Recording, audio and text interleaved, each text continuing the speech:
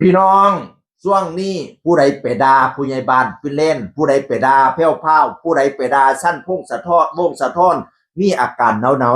ร้อนนะพี่น้องนะรู้สึกว่าทั้งสามท่านนี้มีการเคลื่อนไหวแล้วพี่น้องบัดนี้ก็มีเพจหนึ่งเนาะเพจแม่ป้าทั้งต่างประเทศพูดแม่ป้าหนิงเลยแล้วสิมักด่าผู้ใหญ่บ้านฟินเล่นด่าความนั้นนี่ดีโพดนั่นโพดนี่มาด่าดีพี่น้อง ผู้ใหญ่บ้านฟินแลนด์ก็มีโครงการเยี่ยมบ้านแล้วเนาะไปเม่นตอบในโพสต์ปานิงข่อยบ่เห็นตอบอันเดียวนี่ข่อยเห็นตอบหลายโพสต์อยู่พี่น้องแล้วด่าคักด่าเน่แล้วก็เลยไปเม่นมาจังสิล่ะผมรักป้าหนิงจุ๊บว่าซั่นว่า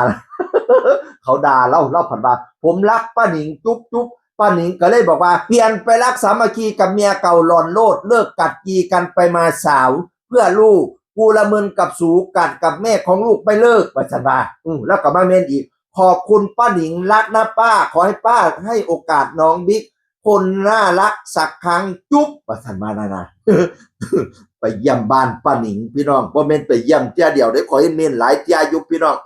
บัดนี้เราไปเมนใส่ผู้ใดอีกผู้แล้วเมนมาจังสิล่ะสวยมากนะปากยิ่งสวยปากดีปากสวยปัสนา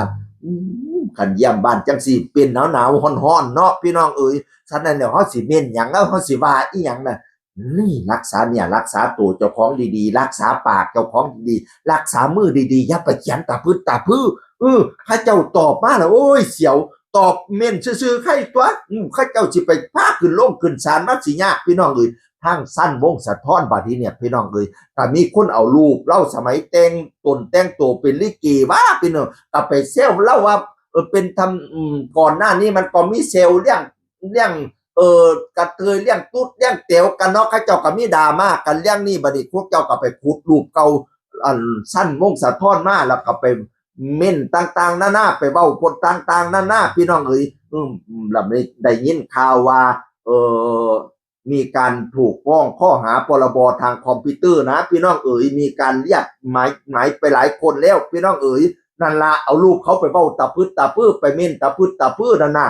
รู้สึกว่าทางซันวงสะทอนก็มีการเคลื่อนไหวในเรื่องนี้แล้วพี่น้องทางแพ้วเผาบ่เนี่ยเรามาโพสไปจังสิละแฟนคลับด่าแบบนี้กูบ่ได้นั่งห่าวเด้อร้องขอชีวิตแล้วล่าสุดอย่าห่าวร้องขอชีวิตแล้วล่าสุดน่ะซุ่มไปด่าเขาดีๆนะเห็นมูด่ากระด่าน้ำเขา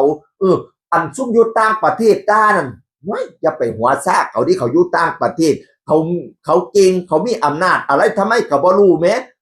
ทางผู้ใหญ่บ้านฟินแลนด์นี่ก็ถือป้าหนิงดาทางแพ้วนี่ก็ถือเลดี้กากาดาพี่น้องซุ่มมูนันเขาอยู่ต่างประเทศเขาเก่งพี่น้องเขาอยู่ในประเทศยับไปด่าน้ำเขาบัดนั้นเขาฟ้องร้องมาเขาไปเยี่ยมบ้านมาอุ้ยมันหนาวพี่น้อง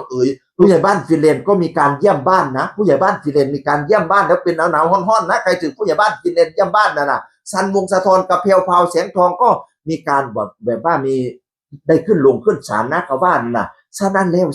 วสงบสปากสงบความไว้ขึ้นศาลมันยากซุ่มจะว่ามวนสติขึ้นขึ้นศาลน่ะเห็นเขาด่าก็อยากด่าน้ำเขารักษามือเจ้าของอย่าไปเขียนนั่นเขียนนี่รักษาปากเจ้าของอย่าไปด่านั่นด่านี่ขึ้นศาลมายากลูกยันเต้าผ้าไปหาทนายความผ้าไปขึ้นศาลขายดินดอนต้นหญ้าให้หน้าตากล้าป้อมให้ทนายป้อมให้ศาลว้ายบัดสุดท้ายบ่เหลือหยังบ่เหลือแต่สินขาดดากเฮียนแล้วป้อมใช้สารเบิดเดด้วยรักและเป็นห่วงอย่าเว้าให้สะกบปากอย่าเขียนให้สนุกมือนั่นละรักษาตัวดีๆตอนนี้ทั้ง3ท่านเพิ่นเขียนไว้แล้วด้วยรักและเป็นห่วงเสียงอื่นคนก็เว้าสู่ฟังสวัสดีครับ